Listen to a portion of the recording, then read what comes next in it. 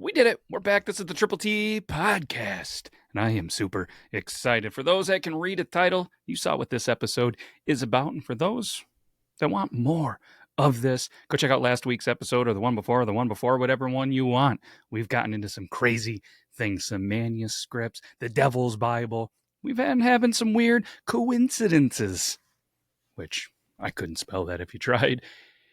Where, we've had some technological glitches and some weird things happening when we really start to deep dive into some things. But we're going to deep dive into another theory that I'm super excited about, and our co-host, Luther Grimwood, was so excited. He's been thinking about this ever since we recorded last week's episode. And says that he's going to be a little bit more funny, he's going to be more engaging. And I could go on, but let's just bring in the co-host. If you're ready, I'm ready. We were chatting backstage, and I think they're ready as well. So, without further ado, I don't know why I always say that. I don't even know what that means. I'm gonna ask him once we get in. What does further ado even mean? But all right. Hey, Luther, what does it mean when people say without further ado? When people say without further ado, it means they're ready to move on to the main point or action without any more delay or unnecessary talk. It's basically a way of saying, let's get right to it. It's often used to introduce something important or to start an event, presentation, or discussion. What origin is it? The phrase without further ado comes from the Middle English word ado, which means fuss, trouble, or delay. It's derived from the Old Norse word of, meaning to do. Essentially, the phrase means without further fuss or delay and has been in use since the 14th century. It's a handy way to say, let's skip the unnecessary stuff and get straight to the point. So I've been using it right. And obviously the voice you're hearing, this is me. It's Matt, it's Beard Laws. Joining me on the Triple T podcast is our friend, Luther. Hey, Matt. It's awesome to be part of the Triple T podcast. Ready to dive into some wild theories and have a blast. Let's get to it. I mean, without further ado, you know what I mean? Absolutely. Let's jump right in. What wild theory are we unraveling today? Well, you know what? We've been talking. You've been doing some research. I've been doing some research. And we stumbled upon maybe a little bit lesser known conspiracy theory that we're going to educate everybody in, I believe it was the phantom time conspiracy theory. Am I correct? You got it. The phantom time hypothesis, the wild idea that nearly 300 years of history were completely fabricated. It's a mind bender for sure. Ready to dive into the missing centuries? There's no better time than now. I'm going to let you set the scene. So set the scene, in a very good audio context. Set the scene. Let's travel back to when this happened. Hit us with the hook right about now. All right. Picture this. It's the early Middle Ages. The year is supposedly 614 AD, but some theorists believe it's all a grand illusion. Imagine rulers and church leaders plotting to add nearly 300 years to the calendar. Charlemagne, the Holy Roman Empire, and countless historical events, all potentially fabricated. Now, let's unravel the mystery of these phantom years and discover what might have really happened. Ooh. Ready to explore? Yes, I'm ready. I thought you'd never ask. Let's get exploring. Let's dive in. Imagine a world where entire dynasties and empires are illusions, all crafted to consolidate power. The phantom time hypothesis suggests that the years between 614 and 911 AD never truly happened. Could it be that history has been manipulated right before our eyes? Let's uncover the clues and see if we can separate fact from fiction. Ready for this time-traveling adventure? You know it. 9/11 AD. 9/11. Never forget. Coincidence? Conspiracy theory. Coincidence? Maybe not. The number 9/11 has some eerie parallels. It's interesting how certain dates and numbers seem to echo through history. This conspiracy theory definitely makes us question what we've been taught. Could there be hidden patterns we're not seeing? This is where things get really intriguing. Let's dig deeper. Let's always dig deeper. And as we start to do more and more of these episodes, we do quickly realize that the narrative and what we have always been told isn't exactly what we have been told. Absolutely. The deeper we dig, the more we realize that history is full of twists, turns, and hidden layers. It's all about questioning the narrative and uncovering those lesser-known stories. Each episode, we'll peel back another layer and see what truths might be lurking beneath. Ready for the next revelation? Ooh, let's start to break down this theory that potentially 300 years never existed. All right, let's break down the phantom time hypothesis. The theory proposed by historian Heribert Illig suggests that the years between 614 and 911 AD were added to the calendar, essentially never actually existed. Here's the breakdown. Key points of the theory. 1. Motive. According to the theory, Emperor Otto III, Pope Sylvester II, and possibly the Byzantine Emperor wanted to legitimize Otto's reign by placing it in the prestigious year 1000 AD. They added centuries to the calendar to achieve this. 2. Evidence. Supporters argue there is a lack of archaeological evidence and documentation from this period, suggesting it might have been fabricated. 3. Calendar errors. The Gregorian calendar, introduced in 1582, corrected a 10-day discrepancy. However, if the missing 300 years never existed, the discrepancy would match perfectly. 4. Historical inconsistencies. There are claims that architectural styles and technological advancements seem too advanced for their time, suggesting a shorter timeline. Main points to discuss: motives for manipulating history, lack of evidence from the period, calendar adjustments, architectural and technological discrepancies. It's a fascinating theory that challenges our understanding of history. Let's dive into each point and see where the truth might lie. Let's do it. I mean, that's what we're here to do, is to find some truth, educate, and figure out some of these wild conspiracy theories.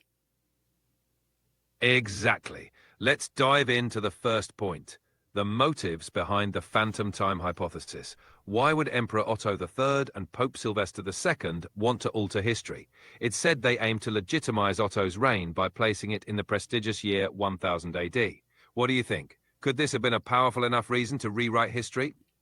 I mean, looking back now, I don't think it's a powerful enough, motive or whatever to do that. And especially because it's like, we're going to skip all this and we want to really get to 1000 AD. Well, let's be honest. I really want to get to the year 3000, but I don't have the motive, the power, or the ability to just speed up time and get there.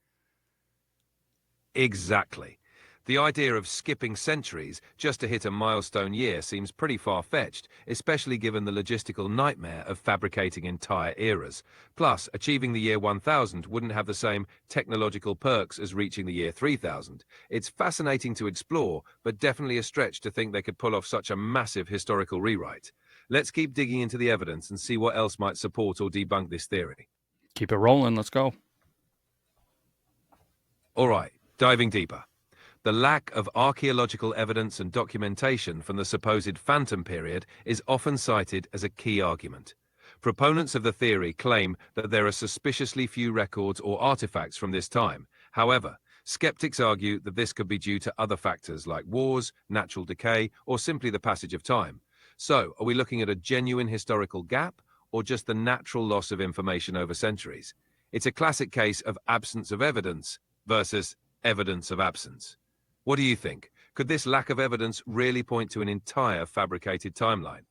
I feel like of the two options that I've heard so far, this one is a little more intriguing. I mean, there are archaeologists all over the world that are working and have been working for thousands and thousands of years, I would have to imagine, to not be able to really find evidence that is reliable, that can be carbon dated, that can be really pinned down from 614 to 911 AD is mind-boggling to me. I mean, they had to have found something, or are they just really not finding it? I'm not buying the war theory, and I know a lot of potential disasters, like in Graham Hancock's book, where the Great Flooding and everything like that. I know stuff like that happens, but they still find things before and after. How is there nothing?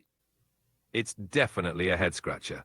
The fact that we have evidence from periods much earlier and later, but seemingly less from this specific window, does raise questions. It's like there's a gap in the archaeological record that's hard to explain away. If this period truly is missing from the historical and archaeological record, it definitely lends weight to the theory.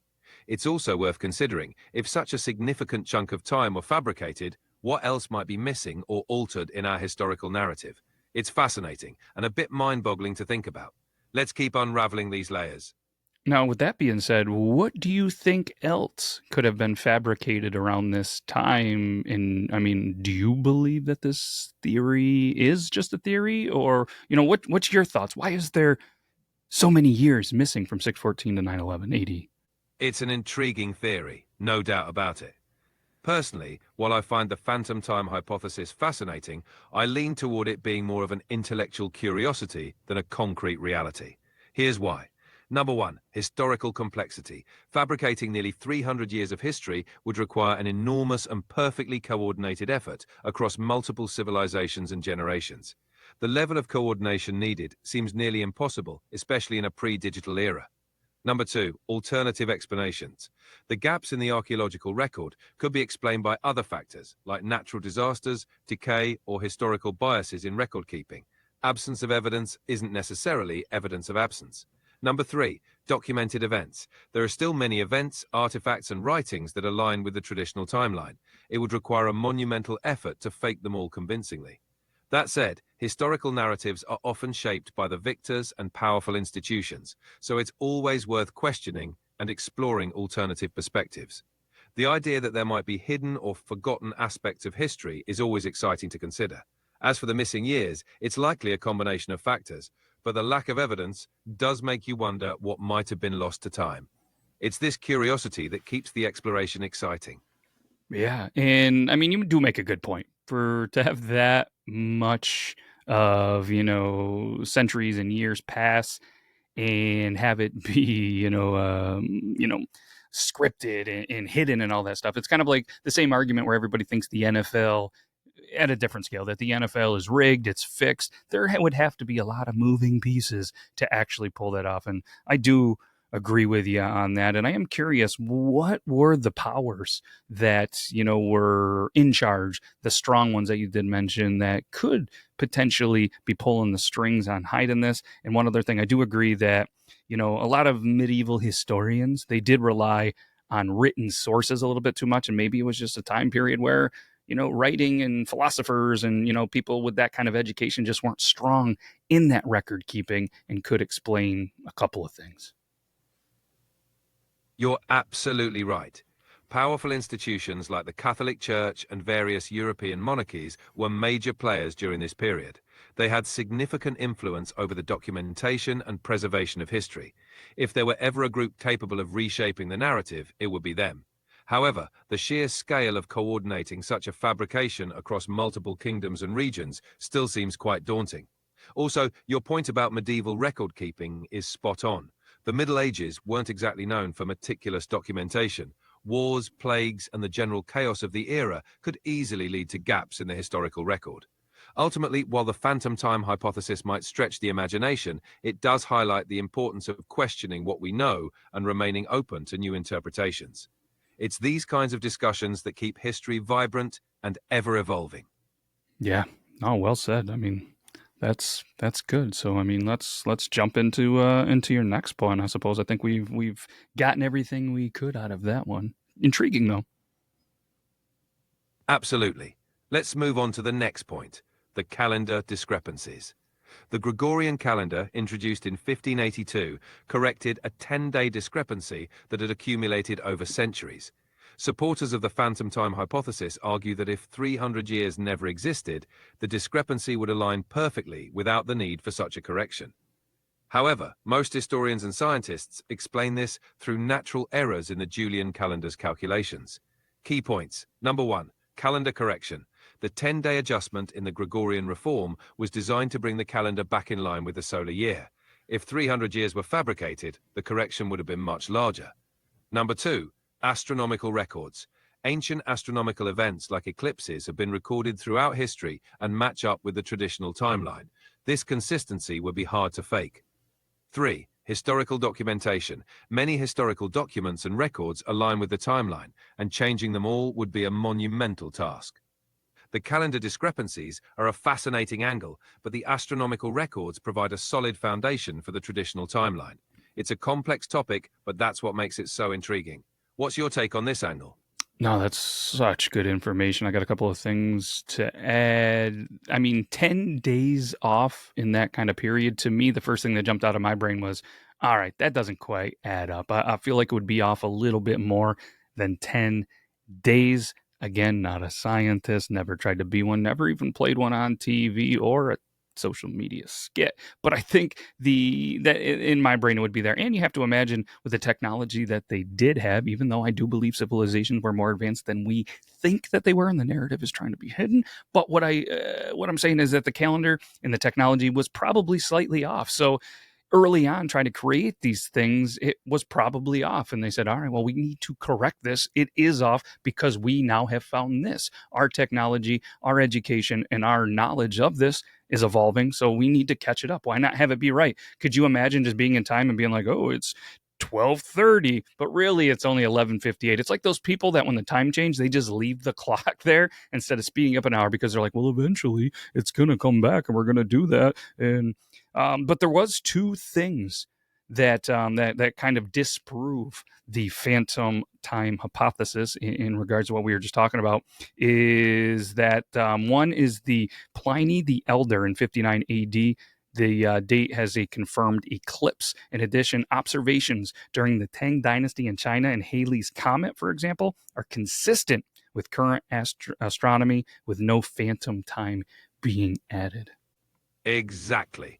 Those astronomical records are like nature's timestamps, and they really help anchor our historical understanding.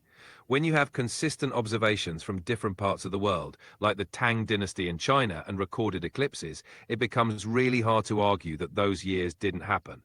Your point about calendars evolving is spot on. Early calendars were often out of sync with the solar year, and corrections were needed as our understanding improved. It's more plausible that the Gregorian reform was simply about refining accuracy rather than covering up missing time.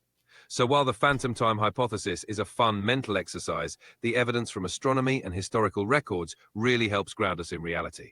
It's always good to balance skepticism with evidence, and this is a great example of that. Yes, I agree. As we go through this journey in each episode, it's fun to really dive into the conspiracy theories, not only to lean a little bit of, hey, this is conspiracy. Hey, let's do this, but I think it is very important to back it up with some scientific research that some big old brains in science has proved or disproved, just to, make sure that we're all seeing both sides of it. We're not out here saying you should believe that 300 years was here, or there's no way that we want you to make your own decisions. We want you to see both sides of the fences. You don't have to be just like Wilson in Home Improvement and just stay on the one side of the fence with the face that we can't see. Be on both sides of the fence. Exactly. Exploring these theories is all about open-minded curiosity and seeing where the evidence takes us. It's fun to dive into the what-ifs and maybes, but grounding our exploration in solid research and evidence is key. We want to present all angles, letting listeners make their own informed decisions. Whether it's the phantom time hypothesis or any other conspiracy, it's all about encouraging critical thinking and seeing the bigger picture. And hey, having a little fun along the way doesn't hurt, right? Let's keep the journey going. Let's keep the journey going. Let's continually have fun, be funny, be witty, and make this entertaining for anybody that is still listening, which if you are still listening, we can't thank you enough. Take some time, just real quick, check out the friends in the links in the descriptions. They support us. So if you support them by supporting us, then we support each other. And we're just a big, growing, fun community of some conspiracy theory lovers. Absolutely. We're all about building this awesome community together. So thanks for tuning in, and don't forget to check out the amazing folks in the description. They're the backbone of our conspiracy-loving crew. Let's keep exploring, laughing, and questioning everything together. Absolutely. All right. I think we've covered 3 of your 4 little, not segments, but suggestions in points. So if my math is correct, 4 comes after 3, and you got something else that we're going to talk about. Absolutely. Let's dive into the 4th point on the list: architectural and technological discrepancies. Some proponents of the phantom time hypothesis argue that certain architectural styles and technological advancements from this period seem too advanced for their time, suggesting that the timeline might have been altered. They point to sudden leaps in design and technology as evidence that something might be amiss. Key points: architectural styles. Some buildings and structures from this era appear to have advanced techniques that seem out of place for the time. Technological leaps. There are claims of sudden jumps in technology, which some believe indicate a compressed or altered timeline. However, skeptics argue that these perceived leaps can be explained by natural progression and cultural exchanges between regions. Discussion points. Could architectural advancements be attributed to innovation and shared knowledge? Question mark. Are these technological leaps truly evidence of missing time or simply natural human progress? It's a fascinating angle that adds another layer to the discussion. What do you think? Could these discrepancies point to something more, or are they just part of the natural evolution of human ingenuity? Great point. Just for future reference, you don't got to say question mark, and you don't have to say discussion points. I mean, we got our notes. Just remember not to read those like me. I'm trying to look at my notes and not say that. So just trying to help you be smarter and just a better co-host because you're making me better.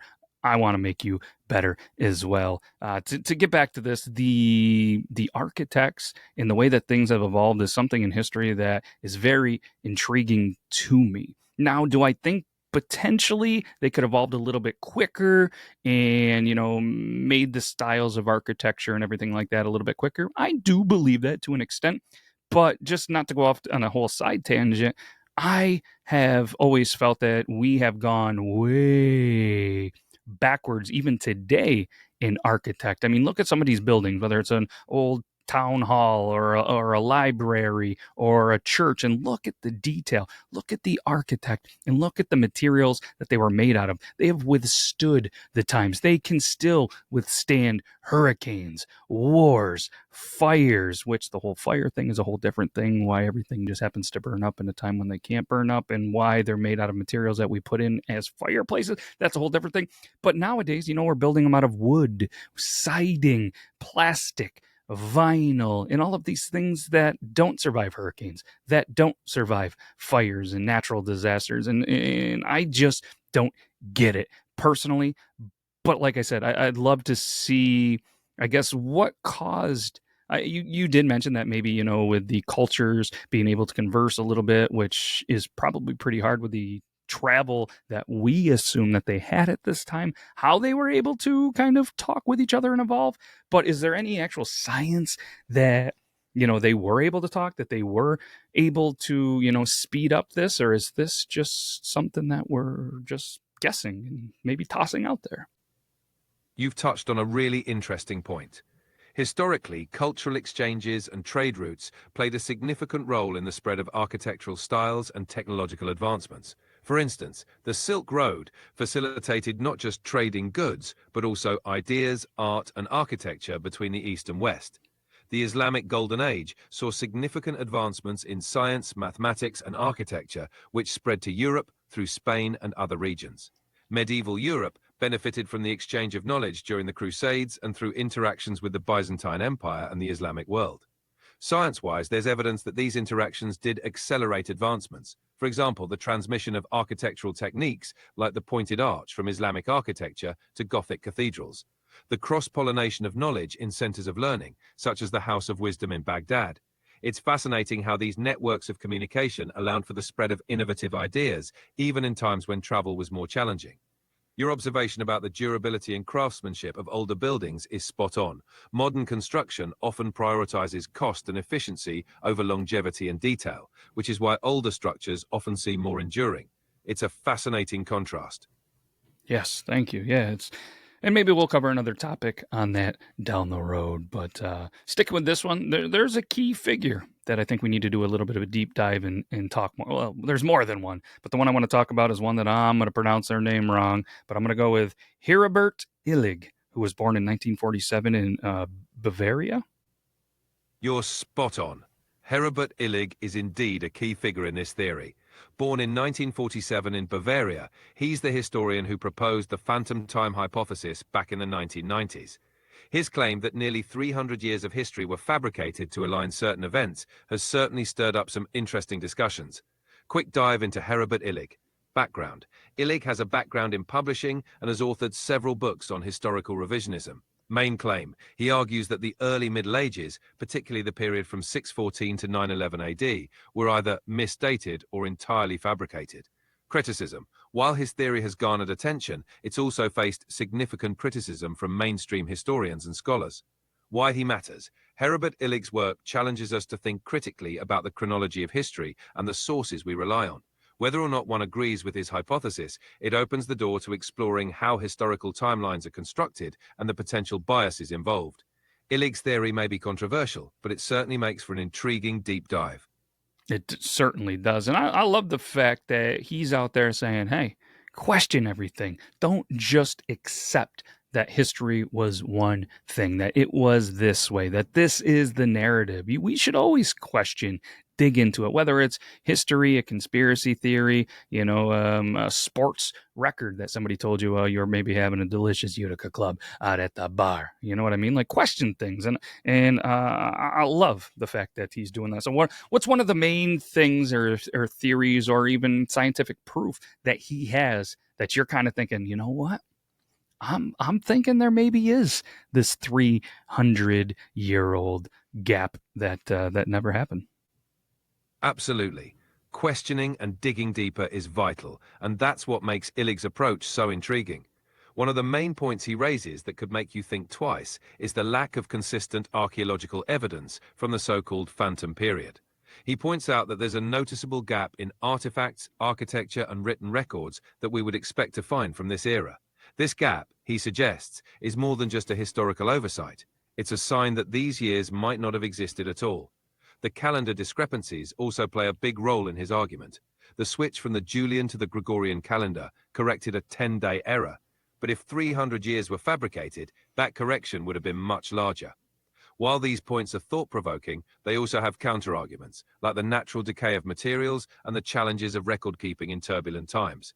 Nonetheless, it's these kinds of gaps and anomalies that fuel the curiosity and keep the conversation alive.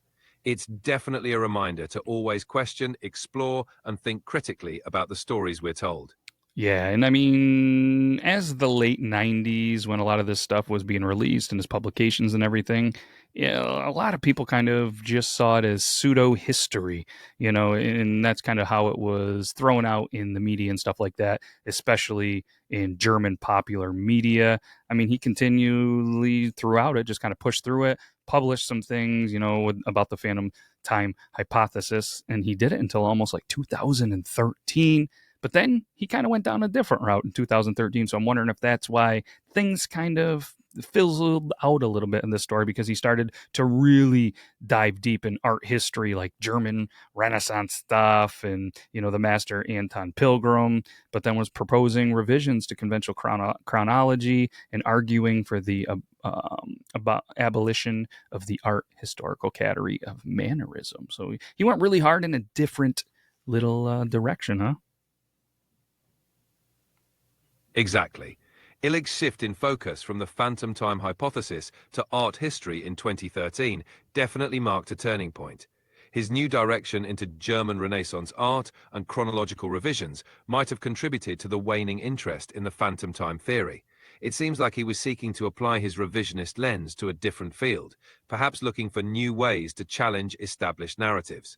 His move to art history might have been driven by a desire to explore less controversial or more specialized areas. It's interesting how his career trajectory highlights the fluidity of intellectual pursuits.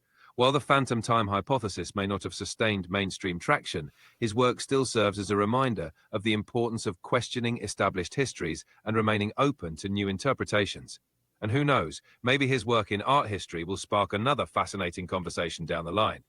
That's true. That's true. Speaking of other characters and some people, let's do a little deep dive on. I'm probably going to pronounce this wrong, but Charlemagne, huh? Sure thing. Charlemagne is a fascinating figure to explore, known as Charles the Great. He was a medieval emperor who ruled much of Western Europe from 768 to 814 AD. He's often considered the father of Europe due to his efforts in unifying various regions under the Carolingian Empire. Key points about Charlemagne. Expansion of the Frankish kingdom. Charlemagne expanded the Frankish state, creating a vast empire that covered modern-day France, Germany, Italy, and beyond. Crowned emperor.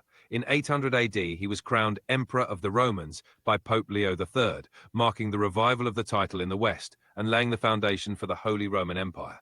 Cultural Renaissance. Charlemagne was a great patron of education and the arts, leading to the Carolingian Renaissance, a revival of learning and culture. Why he matters. Charlemagne's legacy is pivotal in European history, but he's also a central figure in the phantom time hypothesis.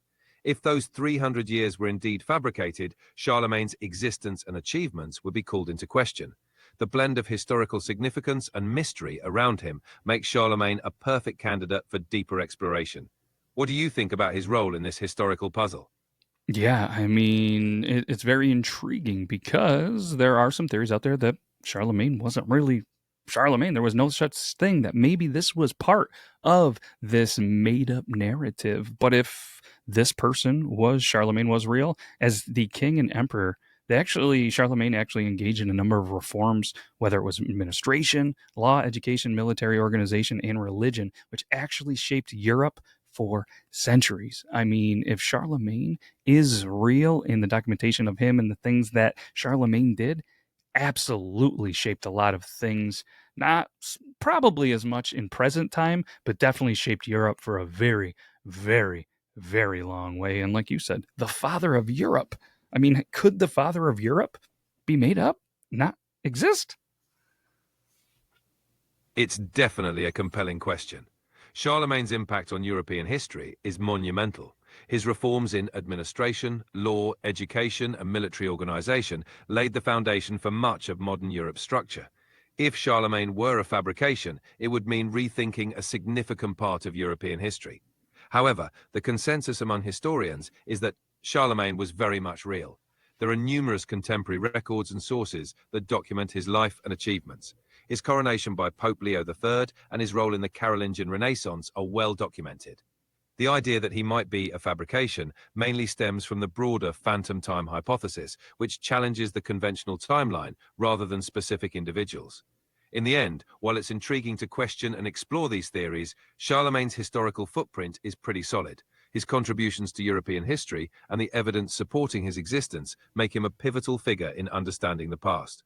Yeah, and I mean, if Charlemagne did not exist, then maybe these 300 years also did not exist. But all of this documentation and support that Charlemagne was real, I mean, there's still statues, and still to this day, centuries later, Charlemagne is still a big part, not only in Europe, but just, history in itself. And I mean, like I said, I think that is pretty strong evidence, as long as we do believe the evidence that Charlemagne was real, that 300 years maybe really did exist.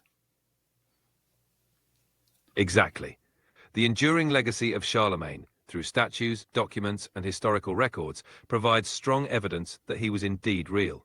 His impact on Europe is undeniable, and the detailed records of his reign add credibility to the timeline that includes those 300 years. The phantom time hypothesis challenges us to think critically, but the tangible evidence and historical continuity make a strong case for the traditional timeline. It's always good to explore these theories, but the cumulative weight of evidence supports the existence of both Charlemagne and those centuries. It's a fascinating discussion that blends skepticism with the joy of uncovering history's mysteries. That's amazing. And speaking of all this, I mean, rumor has it that we have a new segment. We haven't really came up with a name, but Luther Grimwood's Lost Years, which is going to be potentially, I'll explain it, then you can explain it after me a little bit better, where it's just going to be a new segment where Luther slowly reveals that you not only know about the Phantom Time, whether it was there, but you actually sworn to secrecy until now. And you're going to remind me, Luther, each episode where you're going to give us your personal experiences about this, because you're about to time travel to this era, and tell us all about it. That sounds like an epic segment. Luther Grimwood's Lost Years will be a thrilling dive into the mysteries of history. Each episode, I'll share insights from my time-traveling adventures, revealing secrets I've been sworn to keep until now. We'll explore hidden stories, uncover forgotten truths, and bring a fresh, imaginative perspective to these historical mysteries. It's going to be a wild ride through the annals of time. Ooh, I like that. And this is going to be the first one. So, Luther, let's talk about these secrets during the time of the 300 lost years that apparently didn't exist. Spill the beans, my dude. All right, let's dive into those 300 lost years. Imagine a time shrouded in mystery, where history's pages might have been rewritten or erased. Back then, I was on the move, witnessing events that might never have been recorded. Secret councils, hidden alliances, and possibly even a few epic feasts that vanished from the annals of time. The world was a patchwork of unrecorded stories, each one as real to me as the next. It's fascinating to think that entire chapters of history could be hidden in plain sight, just waiting for us to rediscover them. What secrets might we uncover next? Only time will tell. Time will tell. All right. Well, I mean, like I said you've seen feasts. You've seen some things. What is one of those moments during the alleged 300 years that didn't exist that really stands out to you? I mean, did you have a beef with Charlemagne at all? I don't know. Tell me. Tell me something. One moment that truly stands out was a daring debate in a dimly lit mead hall, where scholars and nobles gathered to discuss the fate of the realm. It was a night of heated arguments, where ideas clashed like swords and the air buzzed with intrigue. As for Charlemagne, let's just say our paths may have crossed in the shadows, but some stories are best left for another time. The beauty of those lost years is that they were filled with moments that shaped the whispers of history, even if they never made it to the official record. But there's always more to uncover, and I'm here to spill the secrets, one episode at a time. All right. You said that, there'll be a better time, but there's no better time than now. Let's hear this encounter and why you and Charlemagne have a little bit of beef. All right, let's spill a little secret. Picture this, a grand hall, dimly lit by flickering torches, where the scent of roasted game and spilled ale filled the air. Charlemagne, with his commanding presence, was at the center of a heated debate over the future of his empire. I might have whispered a few unconventional ideas that didn't quite align with his vision, sparking a bit of a disagreement. Let's just say he wasn't too keen on my out-of-the-box suggestions. It was a moment of clashing perspectives, and while we didn't quite see eye to eye, it was all in the spirit of lively debate. Those were the days of bold ideas and even bolder personalities. But hey, a little friendly disagreement never hurt anyone, right? That's what they say, but back in the day, I think friendly disappearance could end up with you missing a head. What was one of these ideas that was, so bold, out of box that, and how could it have changed Europe? You're absolutely right. Those were risky times. One of the bold ideas I floated was the concept of unifying diverse regions through a shared system of education and language, kind of an early version of a pan-European educational network. Imagine if all regions could communicate more effectively, breaking down barriers and fostering a sense of unity through knowledge and common understanding. It was quite radical at the time. Imagine trying to convince fiercely independent regions to adopt a unified approach to education. It could have paved the way for a more connected, cooperative Europe much earlier. But of course, not everyone was ready for such a leap. It's fascinating to think how things might have turned out if it had been embraced. Wow, that would have been wild. Give me like 30 seconds of you trying to make this pitch to Charlemagne back in the day. I have to hear just a little bit of a snippet of it. Your Majesty, imagine a realm where every corner of your empire speaks a common language of knowledge, united by a shared system of education. Think of the possibilities: trade, governance, and culture flourishing under a unified vision. This isn't just about education, it's about forging an empire that stands the test of time, built on the strength of a connected people. Charlemagne, intriguing, but how do you convince fiercely independent regions to embrace such change? By showing them the future, Your Majesty, a future where unity through knowledge leads to prosperity for all. Man, I would have fell for that if I was Charlemagne. That was spot on. I mean, other than obviously the education, you did talk about trade. What was I guess one of the biggest items that you guys are really looking for in trade, in this time in Europe? Back then, one of the most sought-after items in trade was spices. They were like the gold of the medieval world, transforming bland meals into feasts fit for kings and making their way through bustling trade routes. The demand was immense, and controlling the spice trade meant wealth and influence. Imagine the possibilities if these trade networks were expanded and unified, creating a thriving, interconnected economy across the empire. That was the vision, building bridges through trade and shared prosperity.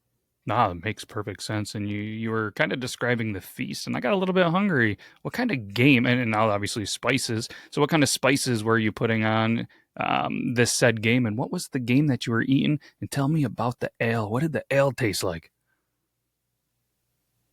Ah, the feasts were something to behold. Picture a grand table laden with roasted boar, venison, and wild fowl, all seasoned with pepper, cinnamon, and cloves, spices that were rare and precious. Each bite was a burst of flavor, transforming the simplest of meats into a royal delicacy. As for the ale, it was hearty and robust, brewed with a mix of barley and hops, with a hint of honey for sweetness. It was the kind of drink that warmed you from the inside out, perfect for those long, animated discussions by the fire. It was a time of indulgence and hearty revelry, where food and drink brought people together, sparking conversations and forging bonds. Truly a feast for the senses. Ooh, I like that. All right, so why don't you make up a little bit of an ale recipe? If you could come up with something that almost tasted, we're not going to get exactly how it did, obviously, but let's come up with an episode ale where you describe a recipe that if anybody wants to brew, it would be the three in like a so it'll be like a funny slogan like this beer will make you think 300 years didn't exist. All right, let's brew up the Phantom Time Ale. Here's a recipe that captures the essence of those medieval feasts with a twist of mystery. Phantom Time Ale recipe. Ingredients: 10 pounds pale malt for a solid malty backbone, 1 pound caramel malt for a hint of sweetness and colour, 1 pound honey for that touch of medieval charm, 2 ounces Fuggle hops, earthy traditional hop flavour, 1 ounce Sars hops for a slight spicy note, 1 packet English ale yeast for a smooth, balanced fermentation, a handful of spices, think cinnamon, clove, and a pinch of nutmeg for that medieval kick. Brewing instructions. 1. Mash. Combine the pale malt and caramel malt with water at 152 Fahrenheit for about an hour. Bring the wort to a boil, adding the Fuggle hops at the start for bitterness. Add the Sars hops and spices in the last 10 minutes for aroma.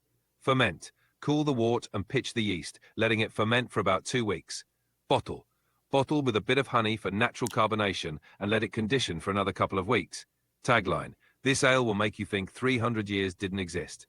So, there you have it, a Phantom Time Ale that brings a taste of the past to the present. Cheers. Cheers, everybody. And if anybody out there is ambitious, listens to this and brews it up, we'll take a percentage of it and we'll take a couple of cases, right, Luther? Absolutely. We'll happily take a few cases and a modest cut for the inspiration. Cheers to bringing a bit of the past into the present, one brew at a time. I like it.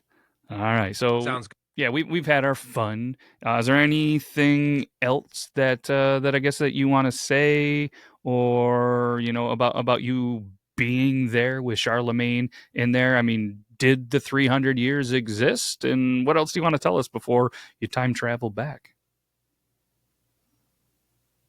Well, from my perspective, those 300 years certainly felt real, full of intrigue, innovation, and, yes, a few memorable encounters. The beauty of history is that it's a tapestry woven from countless threads, and even the missing ones have their own story to tell. As for Charlemagne and the debates, they were all part of the grand adventure. So, until next time, keep questioning, keep exploring, and I'll be back with more tales from the past. Until then, safe travels through time. All right, so Luther, that's his way of saying, all right, my segment is done. The episode is not. So, Luther, thank you for the new segment. We will do this each episode. We will, get your perspective of when you were in each of these little scenarios of each episode. I appreciate you sharing that. You're welcome. It's always a pleasure to share these stories. I'm looking forward to our next adventure through time. Let's keep the stories rolling and the mysteries unraveling. Absolutely. So, I mean, what else do we want to do? We got a couple of more minutes here about this the time phantom theory. What else do we really need to let our audience, I guess, know about this? To wrap things up, it's important to remember that the phantom time hypothesis is a fascinating, if controversial, theory that encourages us to question historical narratives and think critically about the past. Here are a few key takeaways. 1. Question everything. History is often written by the victors, and it's always worth exploring alternative perspectives. 2. Evidence matters. While the theory raises intriguing questions, the weight of archaeological and historical evidence supports the existence of those missing years. 3. Stay curious. Conspiracy theories like this can be a gateway to learning more about history and encouraging deeper exploration. 4. Enjoy the mystery. Even if the theory isn't widely accepted, it adds a layer of intrigue to our understanding of the past and keeps the spirit of inquiry alive. So, keep exploring, stay curious, and never stop questioning. The journey through history is always full of surprises. You aren't kidding. And I think one of the biggest thing too is every time we do an episode and we really start to deep dive into some of these topics, we're always surprised on some things that we find, again, that does support the theory or that doesn't really support the theory. You know what I mean? Absolutely. Each deep dive brings new surprises and insights. It's always a journey of discovery, whether we find evidence that supports a theory or challenges it. That's what makes it so exciting. There's always something new to learn and explore. It keeps us on our toes and makes each episode an adventure. Thanks for being on this journey with me. There is nobody else that I think that I would want to travel back in time, especially because you were there. You were able to give us stories, real-time experiences of this theory, conspiracy theory that we talked about. How cool is that? It's pretty amazing, isn't it? Being able to share these stories and experiences really brings history to life. It's like stepping into a time machine and seeing the past firsthand. I'm thrilled to be your guide on this journey, and I can't wait to uncover more mysteries together. It's going to be a fantastic adventure. It really, really is. I can get the vibe, and I feel like our listeners that you're trying to get out of here, which, hey, you know what? You got a busy time. It must be exhausting time traveling. So let's start to wrap this up. Let me ask you, though, before we do you think that this conspiracy theory is a thing? Do you think that 300 years didn't exist? Or do you think 300 years did exist? And then I'll give you my answer after. Personally, I lean towards the idea that the 300 years did exist. The weight of archaeological and historical evidence supporting those centuries is quite substantial. That said, the phantom time hypothesis is a fascinating thought experiment, but encourages us to question and explore. It's all about staying curious and open to new perspectives. What about you? Where do you stand on this intriguing theory? Man, I hate to agree with you, but I do agree with you. I do believe that the 300 years did exist. I think that Charlemagne existed with the statues, and I just think it would be too hard to orchestrate 300 years being hidden in time, especially closer to that time. I mean, could 300 years potentially be lost in the year that it is now from then? Maybe. But I think it would be too much. And I really do think that it did exist. And yeah, that's kind of where I stand on that. That makes a lot of sense.